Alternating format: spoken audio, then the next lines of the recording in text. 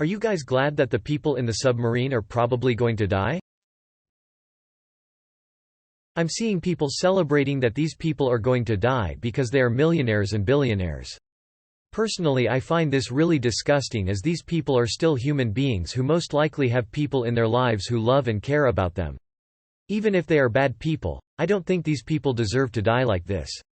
If you think they deserve or don't deserve to die, I would like to hear why or why not. I feel bad for the tourists. They assumed that while it was risky, it was as safe as reasonably possible and that the company did their due diligence. I do not feel bad for the CEO. He knew. He was egotistical, and he cut corners. I'm not going to celebrate his death, but he literally brought it on himself. Like the people who protest helmet laws and die in bike accidents. Or the protesters of seatbelts and then die in a car crash where they likely would have been saved by seatbelts. Like he gave many interviews basically gloating about not taking safety seriously. He didn't respect the dangerous environment of the ocean. He took it as a joke, and the ocean doesn't do well with disrespect from hubris men. The hubris of it is offensive, but not enough to wish them harm. If they are dead, I hope the craft imploded in 1/100th of a second and they just went poof. I feel bad for them. Especially the 18-year-old son and his father. I'm a father. I could only imagine what may be going through that father's mind right now. How he wanted to do something with his son and then this happens. I hope they're found alive and soon. And I hope the CEO of the company faces the legal consequences that he should.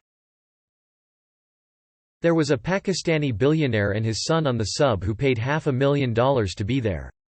This whole incident happened only a few days after a tragedy where a boat carrying 750 migrants sank. Hundreds of Pakistanis died who had been forced below deck.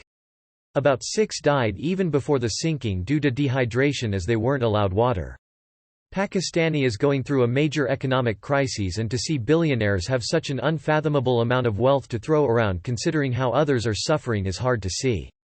Greek authorities delayed rescue efforts, allowing so many people to die, whereas mountains are being moved to find the people on the sub.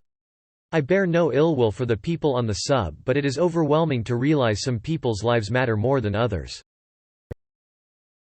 There's a 19-year-old kid on the sub. That's who I feel bad for. I'm not glad they're going to die.